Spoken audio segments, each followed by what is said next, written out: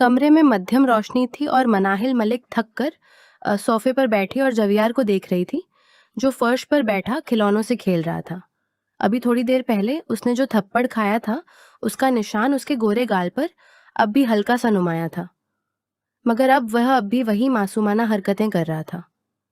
मनाहिल मलिक ने एक लंबी आह भरी और ब्रश हाथ में लिए उसके पास जमीन पर बैठ गई। तुम्हें पता है भालू, तुम बहुत बदतमीज हो, उसने जवियार के बिखरे बालों में आहिस्ता से ब्रश फेरते हुए कहा। अगर तुम ठीक होते ना तो मैं तुम्हें कभी माफ ना करती, पर क्या करूं, तुम्हारी ये खाली आंखें देखकर गुस्सा ही नहीं रहता। जवियार ने एक लम्हे के लिए अपना हाथ रोका। उसके सीने में एक तड़प सी उठी। वो खाली आंखें नहीं थीं, वो तो इंतकाम की आग में जलती आंखें थीं, जिन्हें उसने बड़ी मुश्किल से नकाब पहनाया हुआ था। मनाहिल मलिक उसके बालों को संवारते हुए खुद कलामी के अंदाज में बोलती रही।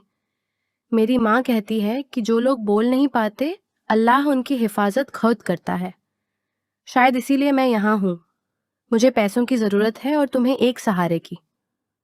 काश तुम जान पाते कि तुम्हारे अपने ही तुम्हारे गिर्द कितना गहरा जाल बुन रहे हैं। और जवियार के कान खड़े हो गए। उसने शरारत के अंदाज में एक गुड़िया उठाई और उसे हवा में लहराते हुए मनाहिल मलिक के चेहरे के करीब ले आया।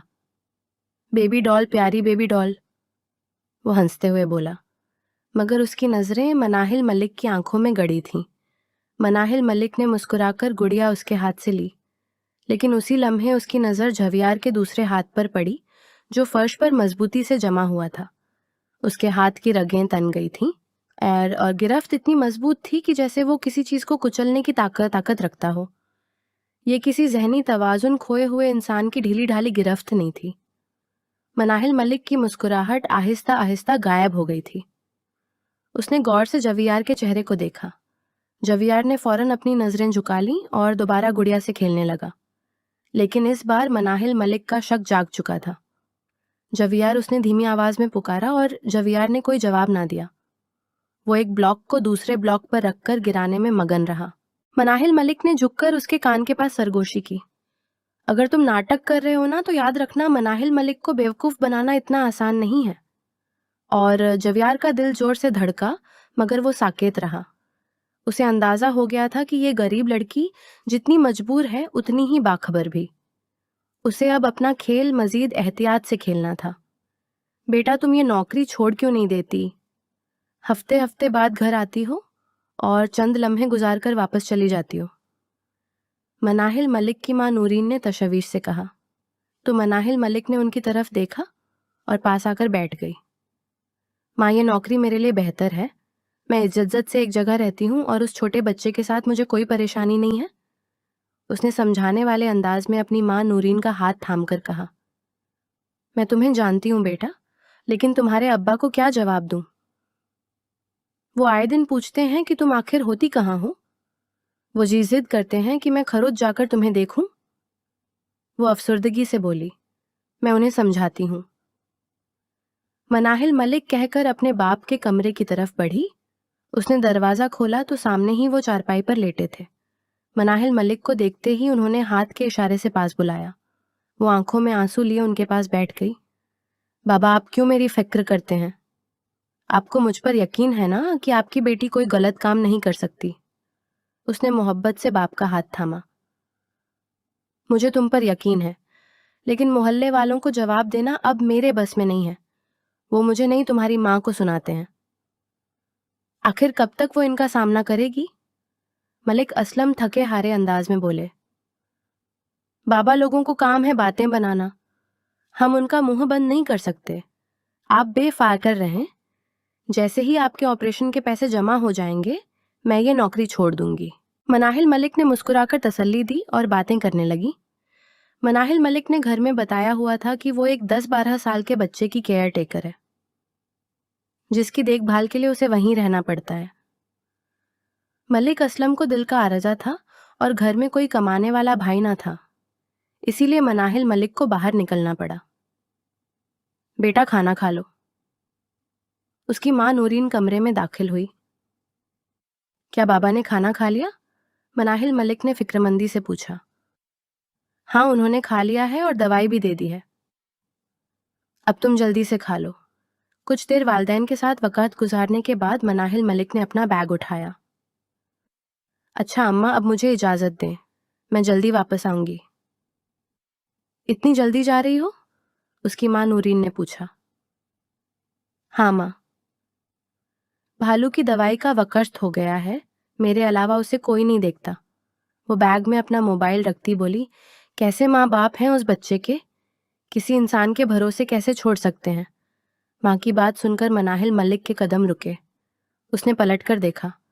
अगर उन्हें पता चल जाता कि वो भालू कोई बच्चा नहीं बल्कि 28-29 साल का जवान मर्द है, तो यकीनन उसकी खैर न थी। मनाहिल मलिक के लबों पर एक पुरस्रार मुस्कुराहट आई, जिसे छुपाते हुए वो बाहर निकल गई। जैसे ही मनाहिल मलिक जवियार खानाजादा के महलनुमा घर में दाखिल हुई, चीखों पुकार की आवाजें उसके कानों में गूंजी। वो भागती हुई जवियार के कमरे की तरफ भागी। वहां खड़े मुलाजिमीन को नजरअंदाज करती जवियार की तरफ बढ़ी। मनाहिल मलिक को देखते ही जवियार ने उसे अपने सीने से लगा लिया। गंदे गंदे हैं ये लोग, मुझे मारा। वो रोते हुए मुलाजिमीन की तरफ इशारा कर रहा था। जवियार का यूं मनाहिल मलिक को सीने से लगाना अब आम बात थी। वो जब भी डरता इसी तरह मनाहिल मलिक की पनाह लेता। यहां तक कि रात को डर कर उठता तो मनाहिल मलिक के पास आकर लेट जाता। मनाहिल मलिक उसे खुद से दूर ना कर पाती, क्योंकि दूर करने पर वो चीखने लगता और खुद को नुकसान पहुंचाने की कोशिश करता। मनाहिल मलिक ने उसके गिर्द हिसार बांधा और बालों में हाथ फेरते हुए गुस्से से मुलाजिमीन को देखा। किसने हाथ लगाया इसे? वो अपना गुस्सा जब्त करती बोली। तुम इसकी केयर टेकर हो, माँ बनने की कोशिश मत करो। एक मुलाजिम ने उसे औकात याद दिलाई। राबिया बेगम ने कहा है कि इसे यहाँ दवाइयाँ दी जाएं, मगर ये खा नहीं रहा। दूसरे मुलाजिम ने कहा। मनाहिल मलिक ने लब भींच लिए। मैं जानती हूँ कि मैं इसकी केयर टेकर हूँ, लेकिन जब माँ अपना फर्ज भूल जाए तो मुलाजिमों को अपना हक जताना पड़ता है, जैसा कि आप लोग कर रहे देते हैं। वो भी दूर बदूर जवाब दे गई। ए लड़की, तुम्हारी जुबान ज्यादा चल रही है। राबिया बेगम कमरे में दाखिल हुई। गंदी गंदी है, ये भी गंदी। जवियार ने अपनी माँ की तरफ इशारा करके बच्चों की तरह कहा। और बुरी बात ऐसे नहीं कहते। मनाहिल मलिक ने उसके चेहरे पर हाथ रखकर उसे खामोश करवाया। माफ कीजिएगा मैडम, लेकिन ये दवाइयाँ जवियार की नहीं हैं। सर हामिद ने मुझे जो दवाइयाँ दी हैं मैं सिर्फ वही दूंगी। उन्होंने सख्ती से मना किया है कि कोई और दवाई उसे ना दी जाए। वो सर झुकाकर एहतराम से बोली। राबिया बेगम ने हैरत से पूछा, क्या हामिद ने ऐसा कहा था? जी हाँ, इसीलिए मैंने वो दवाइयाँ वापस भिजवा दी हैं। मनाहिल मलिक ने सर झुकाकर जवाब दिया। राबिया बेगम उसे एक जताती हुई नजर से देखकर बाहर निकल गईं। उनके पीछे मुलाजिमीन भी चले गए। जवियार, तुम्हें कितनी बार कहा है मम्मा को ऐसे नहीं बोलते। माँ कभी गंदी नहीं होती। मनाहिल मलिक ने उसे थोड़ा डांटते हुए खुद से दूर किया। वो मेरी मम्मा नहीं है। गंदी है गंदी। जवियार बच्चों की तरह उंगलियां अलझाते हुए बोला। मनाहिल मलिक ने अपना सर पीट लिया। वो जानती थी कि इस मामले में बहस फजूल है, क्योंकि जवियार फौरन चिढ़ जाता था। उसने बात वहीं खत्म की और दोबारा उसके साथ खेलने में मगन हो गई। दूसरी तरफ महल के एक बंद कमरे में साजिशों के जाल बुने जा रहे थे। हामिद ने मना कर दिया है दवाइयां देने से। वो कमरे में इधर उधर टहलती हुई गुस्से से बोली। हाँ, तो कौन सी बड़ी बात है? तुम चुपके से दवाइयां बदल देना। उसके साथी ने मशवरा दिया। मैंने कोशिश की थी, लेकिन वो लड़की इतनी होशियार है कि जवियार की दवाइयां अपने बैग में डालकर घूमती है और वो बैग हर वक्त उसके पास होता है। वो एक एक लफ्ज चबा चबा कर बोली। बेफिक्र रहो, उसका भी कोई ना कोई हल निकालेंगे हम। वो लड़की माँ बनने की कोशिश कर रही है ना, बस हमें इसी चीज का फायदा उठाना है और उसे उसकी औकात याद दिलानी है कि वो महज एक केयर टेकर है। हम उसके साथ ऐसा खेल खेलेंगे कि वो चाहकर भी कुछ नहीं रोक पाएगी। वो शख्स अपनी जगह से उठा और एक शैतानी मुस्कुराहट के साथ बोला, इंतजार करो, बस सही वक्त का इंतजार। हम भी देखते हैं कि जवियार कब तक जिंदा रहता है। वो दिन करीब है जब वो इस दुनिया से रुखसत हो जाएगा और उसकी सारी जायदाद पर सिर्फ हमारा हक होगा। दोनों के चेहरों पर एक फातिहाना मुस्कुराहट थी। कैसा है मेरा बेटा? हामिद साहब कमरे में दाखिल हुए और जवियार के पास आकर उसके बालों में हाथ फेरा। जवियार फौरन उनके सीने से लग गया। हामिद साहब से मिलते वक्त जवियार के चेहरे पर एक सच्ची मुस्कुराहट हुआ करती थी। मनाहिल मलिक भी ये देखकर बेफिक्र हो जाती थी कि चलो कोई तो है जिसके साथ जवियार खरजोश रहता है। हामिद साहब ने मनाहिल मलिक की तरफ देखा। मनाहिल मलिक, क्या तुम हमें थोड़ी देर के लिए अकेला छोड़ सकती हो? जी बिल्कुल। मनाहिल मलिक ने सर हिलाया और बाहर निकलने लगी। नहीं नहीं, मेरे साथ रहो। जवियार फौरन उठकर मनाहिल मलिक की तरफ भागा और उसका हाथ थाम लिया। जवियार, आपके चाचा आए हैं ना, आपको उनके साथ वक्त गुजारना चाहिए। मनाहिल मलिक ने उसे प्यार से समझाया। नहीं चाचा, तुम दोनों साथ चाहिए हो और जिद था। मनाहिल मलिक ने हामिद साहब की तरफ देखा तो वो मुस्कुराए। कोई मसला नहीं, तुम भी बैठ जाओ, मुझे तुम पर खुद से ज्यादा यकीन है। मनाहिल मलिक उनके साथ बैठ गई। हामिद साहब ने जवियार से प्यार करते हुए कहा, बहुत अच्छी दोस्त मिल गई है तुम्हें। तो जवियार, कल हम पार्क चलेंगे? ठीक है। वो कुछ सोचने वाले अंदाज में चुटकी बजाकर बोली, नहीं, मुझे कहीं नहीं जाना। जवियार ने कहकर फौरन मनाहिल मलिक के कंधे पर हाथ रखा और उसकी तरफ झुका। मनाहिल मलिक उसके अचानक करीब आने पर हड़बड़ाकर खड़ी हो गई। जवियार मासूमियत से आंखें पटपटाता उसे देखने लगा।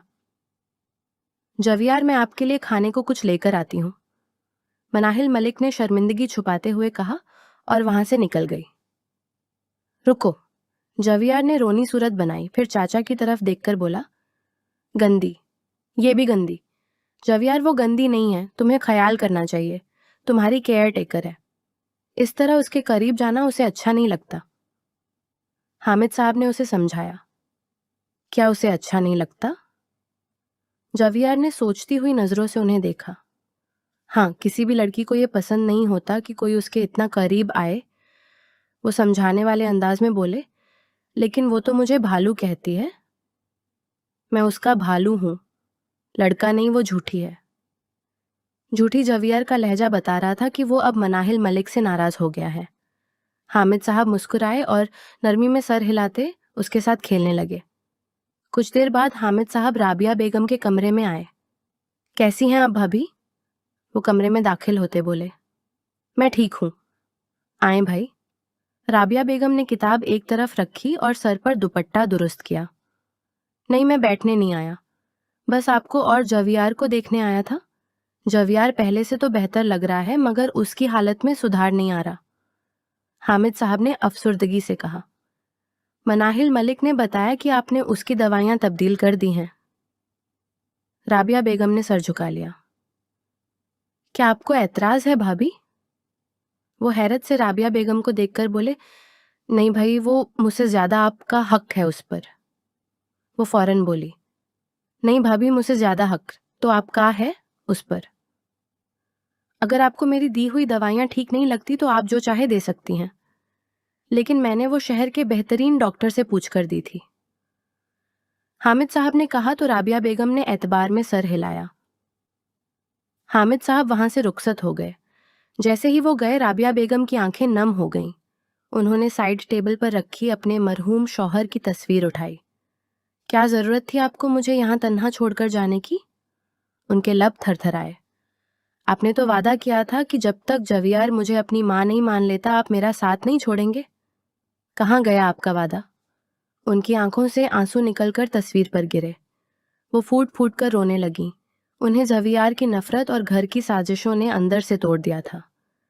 उन्होंने एक सर्द आह भरी, आंसू साफ किए और तस्वीर एक तरफ रखकर थकी हारी बिस्तर पर गिर गईं।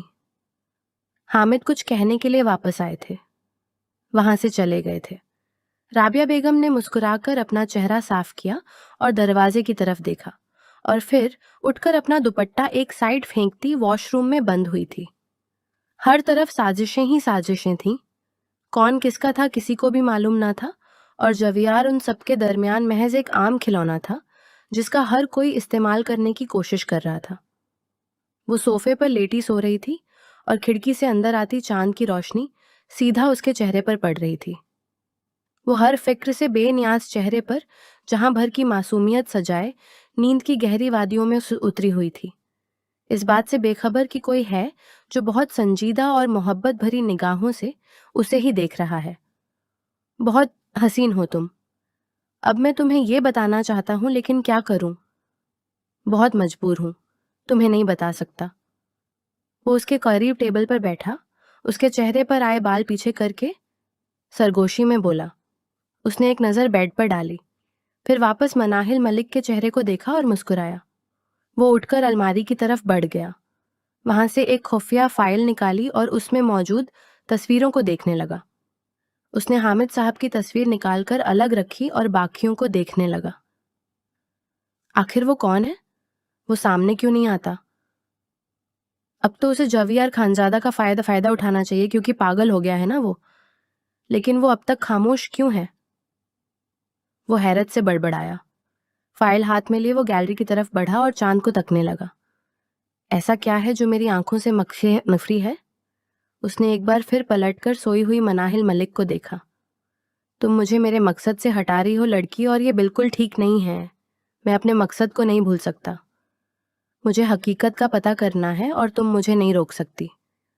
उसने चाहा कि आगे बढ़कर उसके चेहरे को छुए, लेकिन अगले ही पल अपना हाथ पीछे खींच लिया और फाइल वापस अलमारी में रखकर खामोशी से वहां से निकल गया। सुबह जब मनाहिल मलिक की आंख खुली तो उसकी नजर बेड पे सोते जवियार पे पड़ गई। वो मुस्कुराई और अंगड़ाई लेती हुई वॉशरूम चली गई। थोड़ी देर बाद जब वो वापस आई तो जवियार उठ चुका था और ब्लॉक्स के साथ खेल रहा था। उठो जवियार, उठकर फ्रेश हो जाओ, मैं आपके लिए नाश्ता लेकर आती हूँ, मनाहिल मलिक ने मुस्कुराकर कहा। इधर आओ। जवियार ने गुस्से से उसे अपनी तरफ बुलाया। मनाहिल मलिक हैरत से उसके पास जाकर बैठ गई। क्या हुआ? जब चाचा घर आए तो तुमने मुझे हटाया क्यों? उन्होंने कहा तुम्हें मेरा छूना अच्छा नहीं लगता। उसने गुस्से से मुंह फेर लिया। मनाहिल मलिक ने अपने लब भींजे। वो जानती थी कि हामिद साहब ने किस गरज से ये कहा होगा। उसने प्यार से कहा, सही कहा। तुम्हारे चाचा ने मुझे अच्छा नहीं लगता जब तुम यूं अचानक मुझे छूते हो, लेकिन तुम मुझे छू सकते हो, तुम्हें इजाजत है। उसने जवियार के बाल बिगाड़े तो जवियार की आंखों में एक लम्हे के लिए अजीब सी चमक उभरी। मनाहिल मलिक ठिठक गई। कभी कभी मुझे लगता है कि तुम बिल्कुल ठीक हो। जिस तरीके से तुम्हारी आंखों में ये चमक आती है और चेहरे पर संजीदगी, वो मुझे हैरान कर देती है। लेकिन खैर, तुम तो मेरे छोटे से भालू हो, तुम मुझसे कभी झूठ नहीं बोल सकते, वो कहती उठी। और हाँ, आज हमने पार्क भी जाना है। उसने चुटकी बजाकर कहा, नहीं, मैंने कहीं नहीं जाना। जवियार फौरन नफी में सर हिलाता वॉशरूम की तरफ भाग गया। मनाहिल मलिक ने उसके कपड़े वॉशरूम से बाहर रखे और खुद कमरे से बाहर निकल आई। लड़की हामिद भाई ने कहा है कि उन दवाइयों की जगह जवियार को ये दवाइयां देनी है। राबिया बेगम ने मनाहिल मलिक को किचन से निकलते देखकर कहा। मनाहिल मलिक ने हैरत से दवाइयों की शीशी देखी। लेकिन मैडम, कल सर ने तो मुझे ऐसा कुछ भी नहीं कहा। हाँ, जब वो कल मेरे कमरे में आए थे तो उन्होंने मुझे ये दी। वो जल्दी में थे इसलिए तुमसे बात नहीं कर सके, राबिया बेगम ने सख्ती से कहा। मनाहिल मलिक ने दवाइयां लेकर गौर से देखना शुरू की। क्या देख रही हो? तुम्हें दवाइयां देखने के लिए नहीं कहा। जितना कहा गया है उतना करो। ये दवाइयां आज से वक्त पर जवियार को देनी है, और अगर तुमने कोताही की तो मैं तुम्हें यहाँ से फर्ग कर दूंगी। वो गुस्से से अपने कमरे में चली गई। मनाहिल मलिक ने कंधे उचकाए और जवियार के पास चली गई। दूसरी तरफ राबिया बेगम ने एक नंबर डायल किया। उनके चेहरे पर एक नरम मुस्कुराहट आई। तुम्हारे कहने पर मैंने वो दवाइयां जवियार को दे दी हैं, वो फोन पर धीमे लहजे में बोली और फिर राब्ता मुनक़ता करके बेड पर ढेर हो गई। मनाहिल मलिक कमरे में वापस आई तो जवियार अभी तक नहा रहा था। उसने नाश्ता मेज पर रखा और उन नई दवाइयों को देखने लगी जो राबिया बेगम ने दी थी। उसने अपना मोबाइल उठाया और इंटरनेट पर उन दवाइयों के बारे में सर्च करने लगी। जैसे जैसे वो उनके असरात के बारे में जान रही थी, उसकी आंखें हैरत से फैलती जा रही थीं। एक माँ अपने बेटे के साथ ऐसा कैसे कर सकती है? वो दहल कर रह गई। वो जानती थी कि राबिया बेगम जवियार की सगी माँ नहीं है, लेकिन वो ये नहीं जानती थी कि उनके दिल में उस कदर जहर भरा हुआ है। अल्लाह पाक ने उन्हें अपनी औलाद तो नहीं दी, लेकिन कम से कम जो मिली है उसका तो ख्याल करना चाहिए। मनाहिल मलिक ने गुस्से से वो दवाइयाँ कचरे में फेंक दी। मुझे हामिद साहब से बात करनी होगी और बताना होगा कि राबिया बेगम क्या कर रही हैं। वो गुस्से में भरी एक तरफ बैठकर जवियार के बाहर आने का इंतजार करने लगी। जैसे ही जवियार बाहर आया, उसने खामोशी से उसे नाश्ता करवाया। वो इस कदर सोचों में गुम थी कि जवियार के बार बार पुकारने पर भी उसे होश ना आया। मुझे पार्क लेकर चलें? अचानक जवियार उसके बिल्कुल करीब आकर बोला तो मनाहिल मलिक हड़बड़ा गई। वो जैसे ही पलटी, उसका सर जवियार के चौड़े सीने से टकराया। उससे पहले कि वो तवाजुन खोकर गिरती, जवियार ने उसे मजबूती से थाम लिया। अचानक दोनों की नजरों का तसादुम हुआ। मनाहिल मलिक जवियार की गर्म सांसें अपने चेहरे पर महसूस कर रही थी। उसकी दिल की धड़कनें बेतरीब हो गईं और वो हैरत से आंखें फैलाए उसे देखने लगी। वो फौरन उससे दूर हुई और खुद को संभाला। भालू, तुम्हें कितनी बार कहा है कि यूं अचानक मेरे करीब ना आया करो? उसने अपनी घबराहट का गुस्सा जवियार पर निकाल दिया। मैं कब से बुला रहा हूं, अब तुमने मेरी बात नहीं सुनी। तुम गंदी हो। मनाहिल मलिक ने अपना गुस्सा जब्त किया और उसके पास जाकर बैठ गई। मुझे माफ कर दो, मेरा ध्यान कहीं और था। बोलो, क्या हुआ? वो बच्चों की तरह उसे पिचकारते बोली। मुझे पार्क जाना है, उसने चेहरा दूसरी तरफ फेर कर कहा। मेरी तरफ देखो, फिर चलेंगे, मनाहिल मलिक ने कहा तो जवियार ने फौरन उसकी आंखों में झांका, मगर अगले ही पल मनाहिल मलिक ने अपनी नजरें चुरा लीं। उसकी आंखों में ऐसा कुछ था कि वो एक सेकंड भी ना देख सकी। वो उठी और हिजाब ठीक करने लगी। तुमने कहा था मेरी तरफ देखोगी, लेकिन तुमने तो देखा ही नहीं, जवियार ने मुंह बसौर कर कहा। मनाहिल मलिक ने उसके बाल बिगाड़े और मुस्कुराकर बोली, मैंने देख लिया है, हमेशा की तरह बहुत अच्छे लग रहे हो तुम। क्या मैं सच में अच्छा हूं? जवियार ने खुशदिली से पूछा। मनाहिल मलिक कुछ लम्हे खामोश रही। उसे अपनी धड़कनें फिर तेज होती महसूस हुई। वो खामोशी से उसे साथ कमरे से बाहर निकल आई और घर से बाहर निकलती चली गई। मुझे आइसक्रीम खानी है। पार्क के बाहर आइसक्रीम देखकर जवियार ने जिद की। जवियार, सर्दी का मौसम है और तुम मेडिसिन भी खाते हो। आइसक्रीम ठीक नहीं है, चलो पार्क चलते हैं, वो समझाने वाले अंदाज में बोली। नहीं, मुझे खानी है। वो जिद पर अड़ गया था। मैंने कह दिया ना कि नहीं खाओगे तो बस नहीं खाओगे, मनाहिल मलिक ने उसे डांटा। तुम मुझे डांट रही हो? तुम गंदी हो, जवियार धीमी आवाज में खुर्रा कर बोला। मैं डांट नहीं रही, समझा रही हूं कि बीमार पड़ जाओगे, मनाहिल मलिक ने उसे पिचकारा। वो थोड़ा नरम हुआ। अच्छा ठीक है, मैं एक शर्त पर आइसक्रीम नहीं खाऊंगा, उसने बच्चों की तरह गुड़िया का हाथ मरोड़ कर कहा। मनाहिल मलिक को उसकी मासूमियत पर टूटकर प्यार आया था। अच्छा बोलो, क्या शर्त है? जवियार ने इधर उधर देखा। सामने एक हॉल में ढोल बज रहे थे। वहां क्या हो रहा है? उसने उंगली से इशारा किया। वहां शादी हो रही है। क्या तुम्हें वहां जाना है? मनाहिल मलिक ने पूछा। जवियार की अगली बात सुनकर मनाहिल मलिक को लगा ऐसी सी जैसे जमीन पांव तले से निकल गई हो। ठीक है, फिर मुझे तुमसे शादी करनी है। मनाहिल मलिक का दिमाग घूम गया था। उसने गुस्से से जवियार का हाथ पकड़ा और उसे पार्क ले जाने की बजाय वापस घर की तरफ घसीटने लगी। मुझे पार्क में तुमसे शादी करनी है, वो गुर्राया था। लेकिन अब मनाहिल मलिक उसकी सुन कहाँ रही थी। वो खामोशी से उसे खींचती अपने साथ ले जा रही थी। वो घर में दाखिल होते ही सीधा उसके साथ उसके कमरे में गई थी। जवियार ने मासूमियत से आंखें पटपटाईं। मनाहिल मलिक ने उसकी आंखों में झांका तो उसे वहां सिवाय वीरानी के कुछ नजर न आया। उसने गुस्से से हाथ नीचे कर लिए और सर पकड़कर बैठ गई। कहाँ फंस गई है मनाहिल मलिक तू? काश मैं मजबूर ना होती। वो अपना सर हाथों में गिराए रोने लगी और जवियार उसके करीब आकर बैठा और नरमी से उसके आंसू साफ करने लगा। तुम रो क्यों रही हो? तुम क्यों तंग करती हो मुझे इतना भालू? तुम जल्दी ठीक हो जाओ ना। मनाहिल मलिक ने पहली बार खुद जवियार का हाथ पकड़ा। जवियार के चेहरे पर एक लम्हे के लिए गहरी संजीदगी आई जो मनाहिल मलिक ने भी महसूस की, मगर अगले ही पल वो फौरन उठी और कमरे से बाहर निकल गई। पीछे जवियार ने अपना सर सोफे की पुश्त पर गिराया और खाली नजरों से छत को घूरने लगा। उसके जहन में मनाहिल मलिक के आंसू और उसकी अपनी मजबूरियों का तूफान बरपा था। क्या हुआ? तुम इतनी रात को यहाँ क्या कर रहे हो? राबिया बेगम ने कमरे का दरवाजा खोलते हुए हैरत से पूछा। मैं कुछ वक्त आपके साथ गुजारना चाहता हूँ। माँ जवियार कमरे में दाखिल हुआ और सोफे पर ढेर हो गया। राबिया बेगम फिक्रमंदी से उसके पास बैठी और उसके बालों में हाथ फेरने लगी।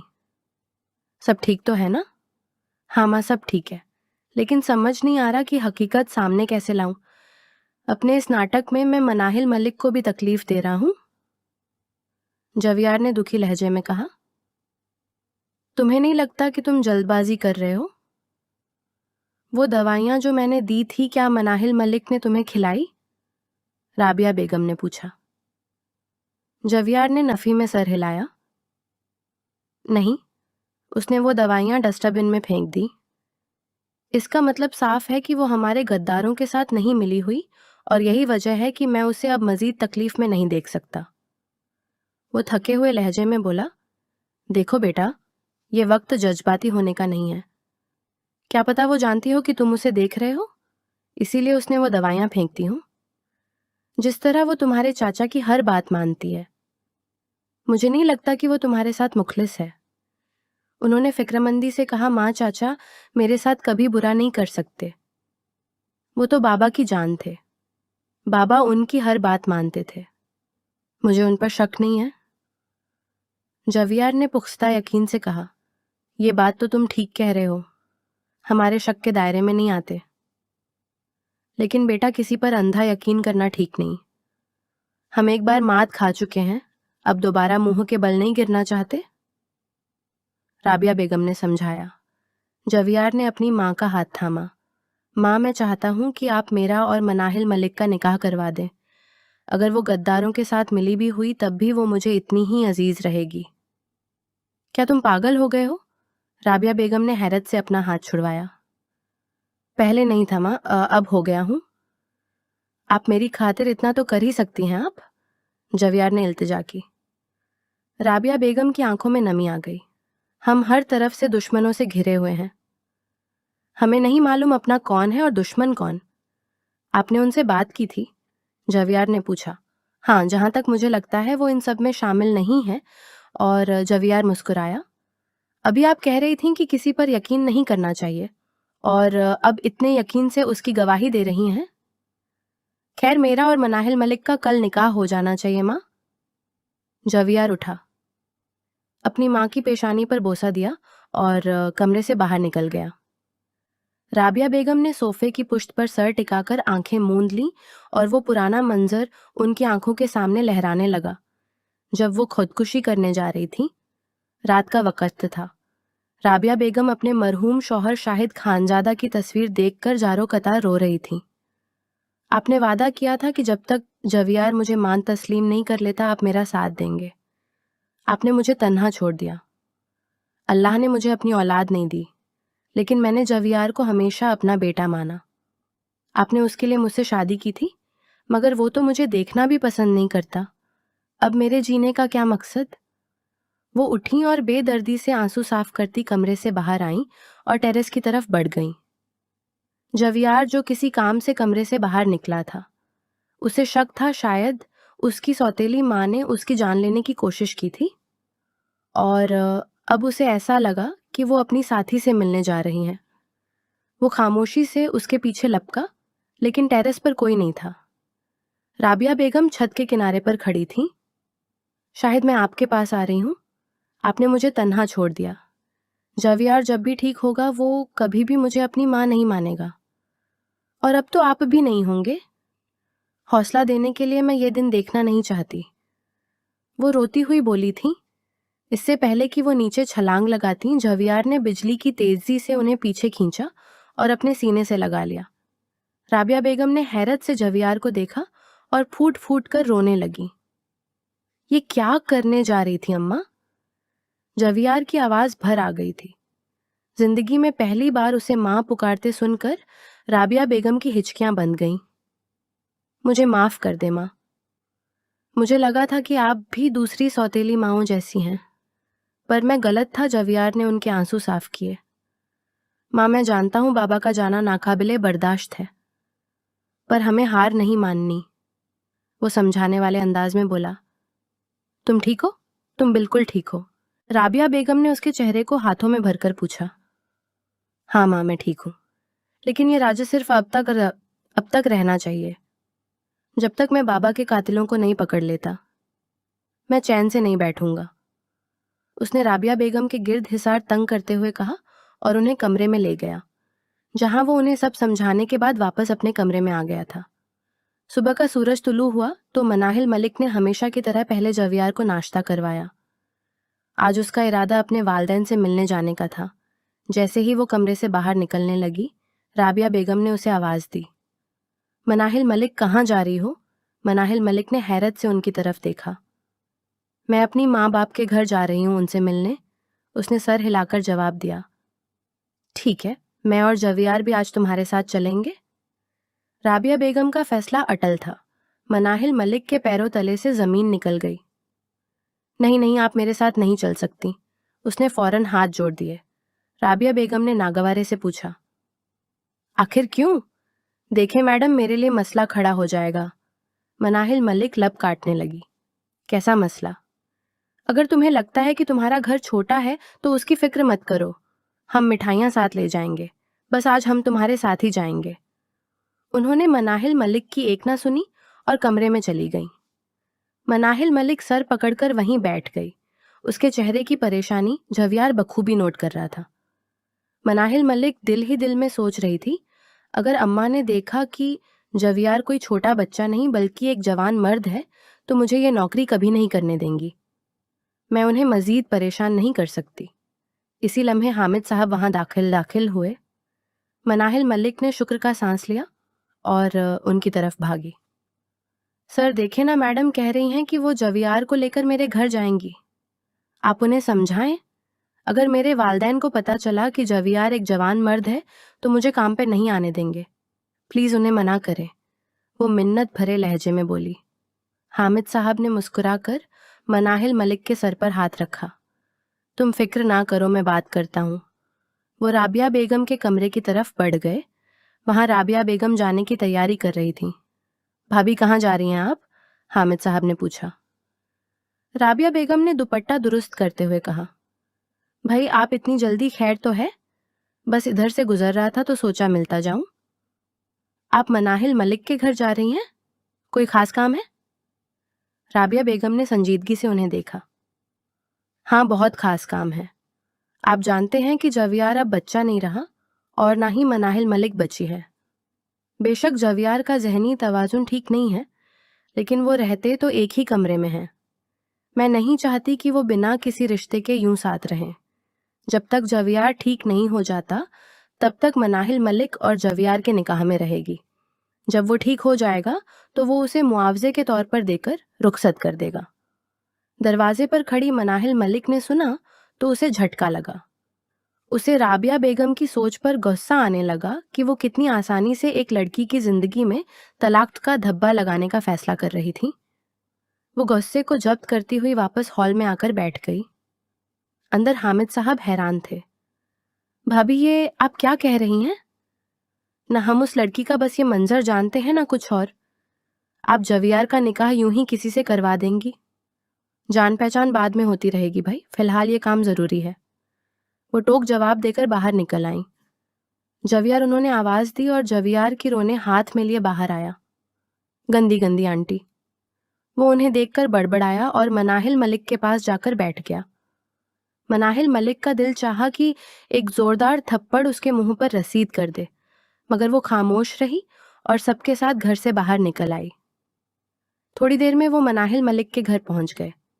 मनाहिल मलिक को डर था कि उसकी माँ हंगामा खड़ा कर देंगी, लेकिन उसे हैरत हुई कि उसके वालिद मलिक असलम ड्राइंग हॉल में बैठे मुस्कुरा रहे थे। राबिया बेगम ने उनसे सलाम दुआ की और उनके सामने बैठ गईं।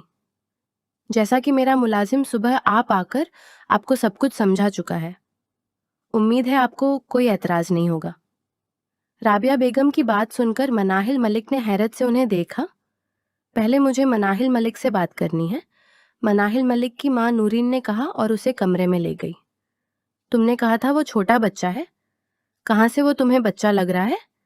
उसकी माँ नूरीन ने गुस्से से पूछा। अम्मा, मैं आपको परेशान नहीं करना चाहती थी। अगर सच बताती तो आप मुझे रोक देती और फिर आपको दोबारा लोगों के घरों में काम करना पड़ता। मनाहिल मलिक ने सर झुका लिया। जो हुआ सो हुआ। वो चाहती हैं कि तुम उनके बेटे से निकाह करो। इससे बड़ी बात क्या होगी कि तुम शहर के सबसे बड़े बिजनेसमैन की बीवी बनोगी। अम्मा, वो था अब नहीं है, मनाहिल मलिक ने टोका। मैं जानती हूँ, लेकिन अब भी सब कुछ वैसा ही है। निकाह खान आ रहा है, खामोशी से निकाह कर लो। अम्मा, मैं नहीं कर सकती, फिर आप लोगों का ख्याल कौन रखेगा? वो फिक्रमंदी से बोली। तुम्हें फिक्र करने की जरूरत नहीं है। उन्होंने कहा है कि वो तुम्हारे बाप का ऑपरेशन भी करवाएंगी और हर महीने तुम्हारी तनख्वाह भी हमें भेज दिया करेंगी। मनाहिल मलिक खामोश हो गई। वो अपने बाप के लिए ही तो ये सब कर रही थी। अगर उसके इनकार से बाप का इलाज रुक जाता तो वो खुद को कभी माफ ना कर पाती। उसने खामोशी से उस कुर्बानी के लिए खुद को तैयार कर लिया। कुछ ही देर में जवियार खानजादा और मनाहिल मलिक का निकाह पढ़ा दिया गया। जवियार उस पूरे वक्त में खामोशी से गुड़िया से खेलता रहा, मगर उसकी नीची नजरों में एक फातेहाना चमक थी जो किसी ने नोट नहीं की। निसाए निकाह के बाद राबिया बेगम मनाहिल मलिक को अपने साथ वापस घर आ गई थी। मनाहिल मलिक बिल्कुल खामोश थी। उसके लिए सब कुछ बदल चुका था। वही कमरा जिसमें वो एक केयर टेकर की हैसियत से दाखिल होती थी, आज वो वहां जवियार खानजादा की बीवी बनकर आई थी। कमरे की हर चीज अपनी जगह पर थी, मगर मनाहिल मलिक के जज्बात और रिश्ता बदल चुके थे। वो कमरे में दाखिल हुई तो पीछे ही जवियार खेलता हुआ आया और बेड पर बैठ गया। इधर आओ, मेरे पास आओ, उसने हमेशा की तरह पुकारा, मगर आज मनाहिल मलिक के कदम मन मन भर के हो रहे थे और हथेलियां पसीने से नम थीं। वो एक सर दाब भरती उसके करीब जा बैठी। तुम्हारे गाल क्यों लाल हो रहे हैं? जवियार ने शरारत से उसके गालों को छुआ। नहीं, कुछ नहीं हुआ। मनाहिल मलिक ने इस बार उसका हाथ नहीं झटका। जवियार के चेहरे पर एक मायनेज मुस्कुराहट आई जिसे उसने फौरन छुपा लिया। मुझे खाना खाना है, जवियार ने अपना खिलौना साइड पर रखते हुए कहा। मनाहिल मलिक ने सर असबाबात में हिलाया और अपना बैग रखकर खाना लेने चली गई। जवियार उसे जाते देखकर मुस्कुराया। तुम इतनी प्यारी और मासूम हो, आखिर तुम मुझे धोखा कैसे दे सकती हो? वो बेड पर नींद दराज हो गया। थोड़ी देर बाद मनाहिल मलिक खाना लेकर आई और हमेशा की तरह अपने हाथों से उसे खाना खिलाने लगी। वो इस कदर घबराहट का शिकार थी कि उसने नोट ही नहीं किया कि निवाला लेते वक्त जवियार कितनी बार उसकी पोरों का लम्स महसूस कर चुका था। खाना खिलाने के बाद वो बर्तन रखकर आई और आदत के मुताबिक अलग सोफे पर लेटने लगी।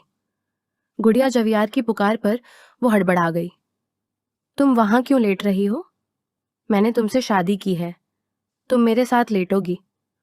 मनाहिल मलिक की आंखें हैरत से फैल गईं। हाँ, मैं आ रही हूं।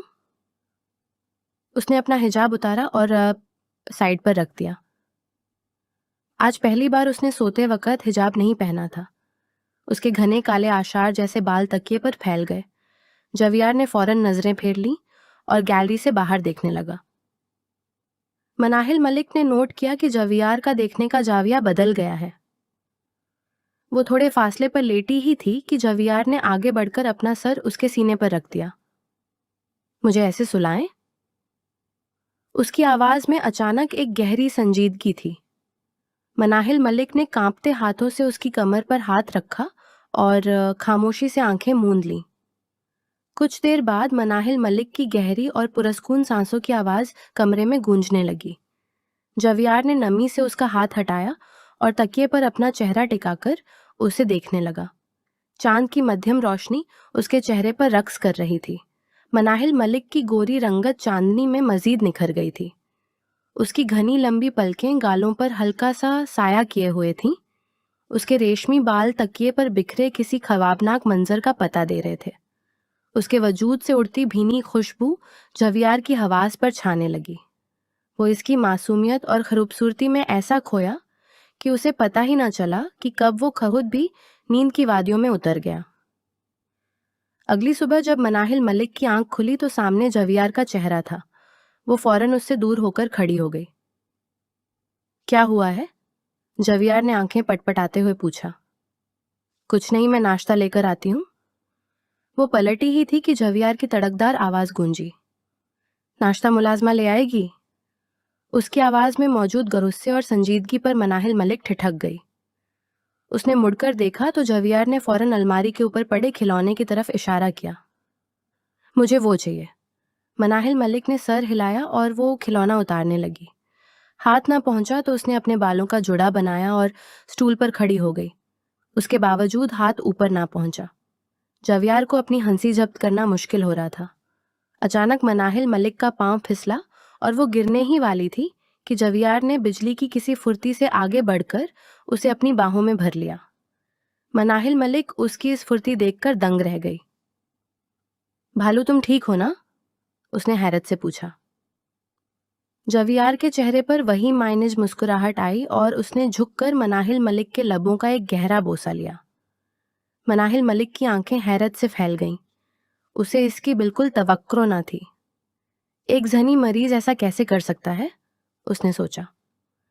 वो झटके से उसकी बाहों से निकली और रोते हुए वही खिलौना उसकी तरफ उछाल दिया। जवियार ने महारत से उसे कैच किया और एक तरफ फेंक कर मनाहिल मलिक की तरफ बढ़ने लगा। उसी लम्हे कमरे के दरवाजे पर दस्तक हुई और बाहर से हामिद साहब की आवाज आई।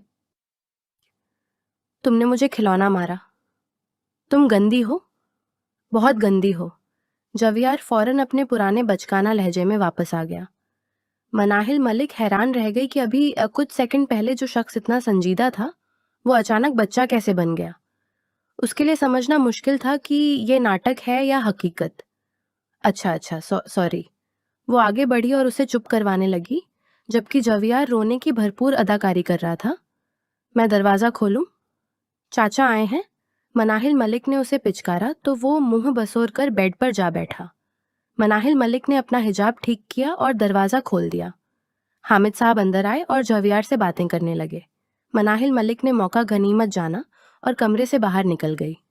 पूरा दिन मनाहिल मलिक जवियार से नजरें चुराती रही।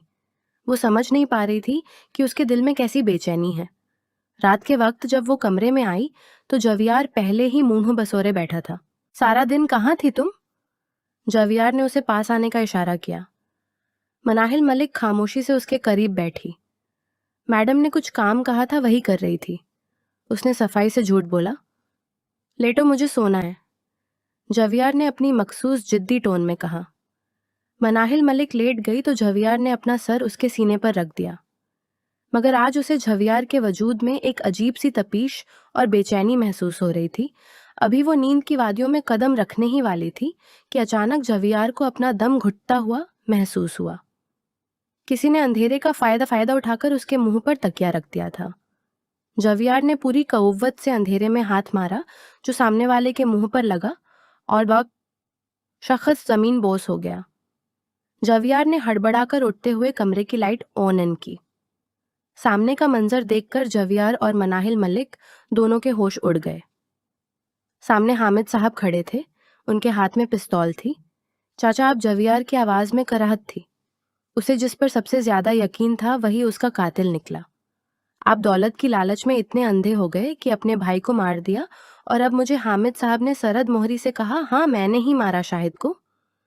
उसे लगता था कि जायदाद पर सिर्फ तुम्हारा हक रहने है। इसी लम्हे कमरे में राबिया बेगम की बहन सारा और उसका शौहर कामरान दाखिल हुए, जिन्होंने राबिया बेगम को रस्सियों से बांध रखा था।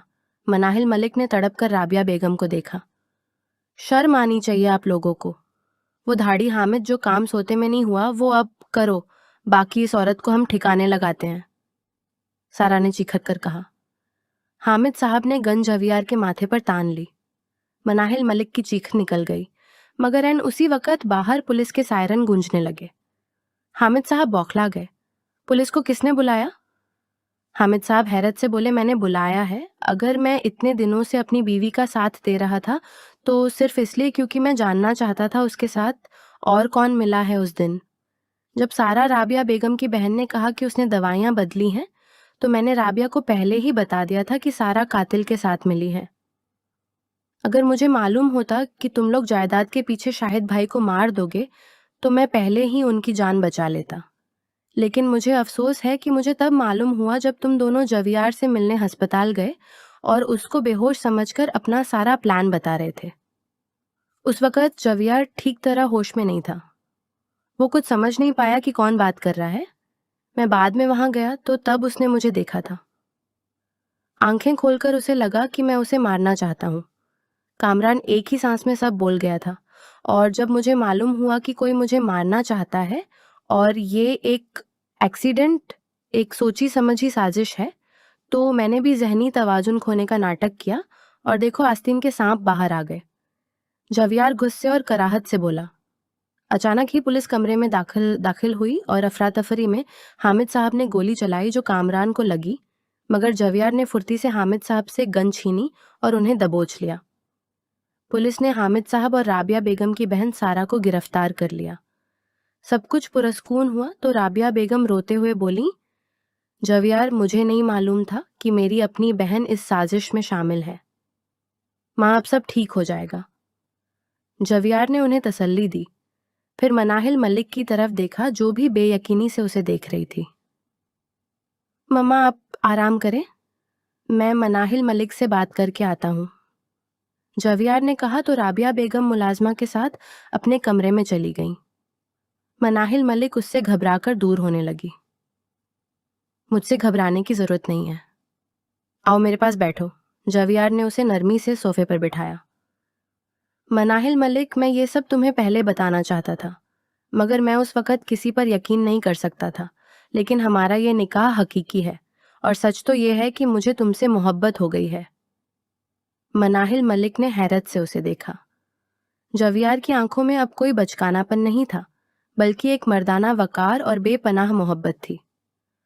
मुझे इस हकीकत को कबूल करने के लिए वक़्त चाहिए। मनाहिल मलिक ने अपना हाथ छुड़वाते हुए कहा, तुम्हारे पास वक़्त ही वक़्त है। जवियार ने मध्यम आवाज में कहा। उसकी नजरें मनाहिल मलिक के सुर्खा होते गालों पर गड़ी थीं। लेकिन ये जो 2 महीनों से तुमने मेरा सब्र आजमाया है ना, अब मैं अपने जज्बात पर मजीद लगाम नहीं लगा सकता। सुबह होने में बहुत वक़्त है, अभी आओ मैं मोहब्बत का इजहार करूं। उसने झुककर मनाहिल मलिक को अपनी बाहों के हिसार में भर लिया। मनाहिल मलिक का दिल जोर जोर से धड़कने लगा और जवियार ने उसके चेहरे को अपने दोनों हाथों में लिया। कमरे में चांद की रोशनी फैल रही थी। तुम मेरी बीवी हो मनाहिल मलिक, और आज से हमारी एक नई जिंदगी शुरू हो रही है। जवियार ने उसकी पेशानी पर वालेहाना बोसा दिया और फिर धीरे से उसे अपनी तरफ खींच लिया। मनाहिल मलिक ने महसूस किया कि उसके गिर्द जो हिसार था वो अब सिर्फ हिफाजत का नहीं बल्कि एक अटूट मोहब्बत का था। जवियार के लम्स में वो मिठास थी जिसने मनाहिल मलिक के तमाम